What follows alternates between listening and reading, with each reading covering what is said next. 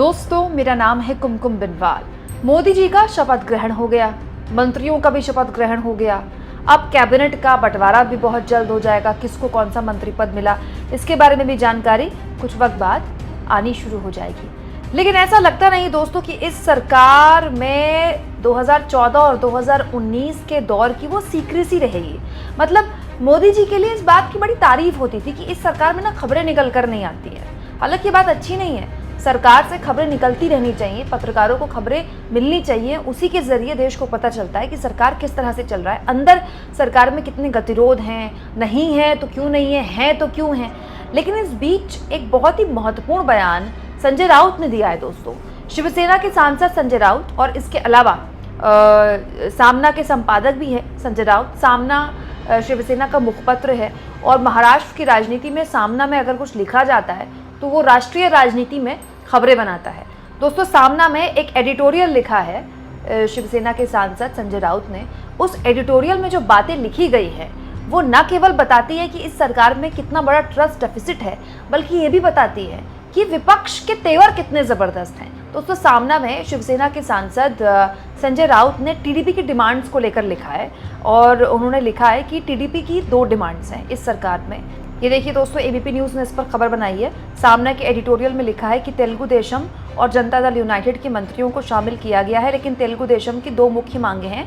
इनमें एक अहम मांग है कि अमित शाह के पास गृह विभाग नहीं होना चाहिए और लोकसभा के स्पीकर का पद तेलुगु देशम के पास हो। और इसको लेकर दोनों ही पार्टियां सहमत हैं, यानी कि जेडीयू और टीडीपी। ये इस आर्टिकल में लिखा है, सामना के संपादक में संजय राउत ने लिखा है। आगे वो लिखते हैं, ये दोनों मांगे मोदी की नाक कान काटने जैसी है। अब आप कहेंगे दोस्तों कि इसमें क्या बड़ी बात है, अगर गृह मंत्रालय अमित शाह को नहीं मिला, किसी और को मिल गया और लोकसभा अध्यक्ष की जो कुर्सी है वो टीडीपी को मिल गई, तो ये मोदी जी की नाक या कान काटने जैसा क्यों है।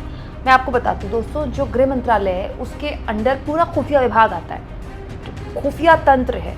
और ये बिल्कुल सच्चाई है कि सरकार किसी की भी रही हो, मैं इस सरकार की बात नहीं कर रही, इससे पहले भी जो खुफिया तंत्र है ना, वो देश के बाहर किस तरह से एक्टिव होता है वो तो होता ही है, देश के अंदर भी उतना ही एक्टिव होता है। देश के अंदर पॉलिटिकली, राजनीतिक तौर पर हर सरकार के लिए खुफिया तंत्र एक हथियार के तौर पर इस्तेमाल होता है। और मैं फिर कह रही हूँ, ये कोई इस सरकार में ही अनोखी बात नहीं, हर सरकार करती है, अपने विरोधियों के खिलाफ भी करती है और सरकार के अंदर भी करती है। तो ये खुफिया तंत्र एक तरह से सरकार की आंख और कान होता है। इस खुफिया तंत्र के जरिए सरकार को पता चलता है कि देश के अंदर क्या हो रहा है, देश के बाहर क्या हो रहा है और विपक्षियों के बीच क्या कुछ पक रहा है। और ये सब कुछ आता है गृह मंत्रालय के अंतर्गत, और गृह मंत्रालय अब तक अमित शाह के पास था। तो तेलुगु देशम पार्टी ये चाह रही है इस एडिटोरियल के हिसाब से, सामना के एडिटोरियल के हिसाब से, कि ये पद अमित शाह के पास ना हो, किसी और के पास हो। और दूसरा, लोकसभा अध्यक्ष को लेकर तो खैर आप जानते ही, मैं इतने दिनों से वीडियोस बना रही हूँ कि ये डर जेडीयू को भी है, ये डर टीडीपी को भी है कि अगर उनके सांसद तोड़ दिए गए, उनके सांसद तोड़कर बीजेपी ने अपनी पार्टी में शामिल करवाने की कोशिश की, जो कि वो बहुत हद तक कर सकती है। पिछले 10 सालों से बीजेपी ने अपने बहुत सहयोगियों के साथ ऐसा किया है। तो उद्धव ठाकरे तो उसका जीता जागता प्रमाण है। उद्धव ठाकरे की पार्टी शिवसेना का एनडीए के साथ सबसे पुराना नाता है, सबसे पुराने सहयोगियों में से एक है। बाला साहब ठाकरे के टाइम से बीजेपी के साथ गठबंधन है, लेकिन क्या हश्र उनकी पार्टी का हुआ, हालांकि उसके बाद बीजेपी का क्या हश्र हुआ महाराष्ट्र में, ये भी सब जानते हैं। लेकिन वो कहते हैं ना, दूध का जला छाछ भी फूक फूक कर पीता है। तो इस आर्टिकल के हिसाब से जो टीडीपी है और जेडीयू है, वो अब भी इस बात पर टिकी हुई है कि गृह मंत्रालय अमित शाह के पास ना हो और लोकसभा अध्यक्ष की कुर्सी टीडीपी अपने पास रखे। तो अब ये बात कितनी सही है, कितनी गलत है, क्या वाकई में गृह मंत्रालय अमित शाह के पास नहीं रहेगा?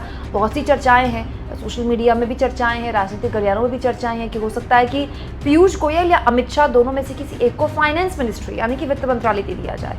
बड़ी अभी तो अटकलबाजियाँ चलती रहेंगी जब तक कैबिनेट का बंटवारे को लेकर खबर ना आ जाए। कैबिनेट का बंटवारा तो हो चुका है, लेकिन जैसा कि मैंने कहा कि पता नहीं चलता, इस सरकार में खबरें नहीं आती, जो कि कोई बहुत तोपची बात नहीं है। दोस्तों, इसके अलावा इस आर्टिकल के जरिए संजय राउत ने कहा कि पीएम मोदी नेताओं को गले लगाते हैं, वो नाटक करते हैं, उनके पीछे अपना स्वार्थ है, ये लोग भरोसे के लायक नहीं है।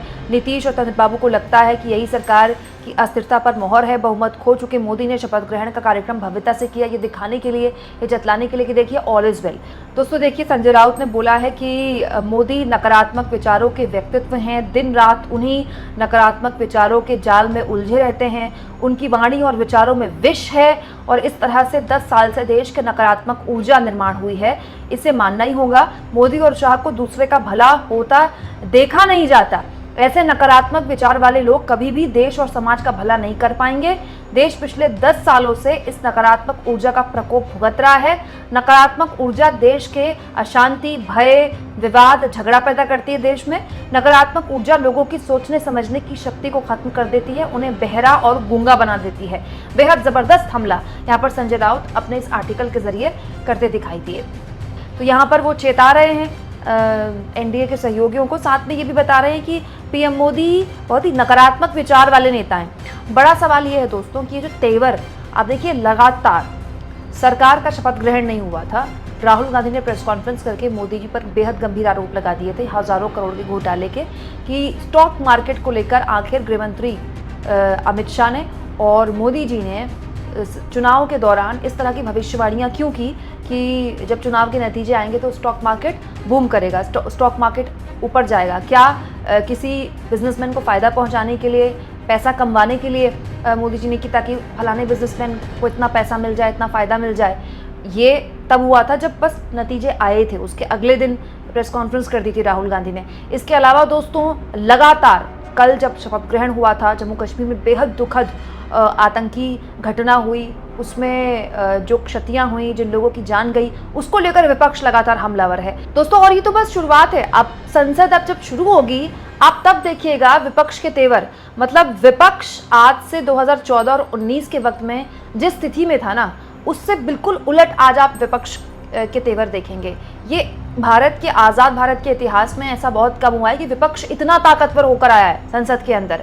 सबसे बड़ी विपक्षी पार्टी के पास 99 सीटें हैं, अब तो खैर 100 का आंकड़ा पार कर लिया है कांग्रेस ने, एक निर्दलीय को अपनी पार्टी में शामिल करने के बाद। इसके अलावा हर राज्य में बीजेपी को डेंट पड़ा है, हर राज्य में। उड़ीसा में फायदा हुआ, लेकिन पश्चिम बंगाल आप देख लीजिए, महाराष्ट्र आप देख लीजिए, हर राज्य में विपक्ष ने बीजेपी के वोट बैंक पर घुसपैठ की है और अपना आंकड़ा बढ़ाया है। तो ये जो आप देख रहे हैं संजय राउत की तरफ से इस तरह की बातें बोलना, नई सरकार में ट्रस्ट डेफिसिट की बात बोलना, विश्वास की कमी की बात बोलना, तो बस शुरुआत है।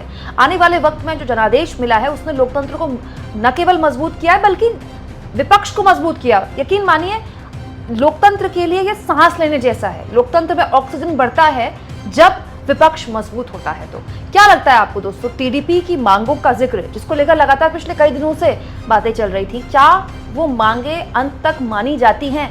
कहीं ऐसा तो नहीं कि बार्गेन अब भी चल रही है? कमेंट बॉक्स में जरूर लिखें और जितना हो सके दोस्तों चैनल को शेयर करें, सब्सक्राइब करें और थैंक्स फॉर ज्वाइन के ऑप्शन से अगर आप चाहें तो कुछ आर्थिक मदद भी चैनल की जरूर करें।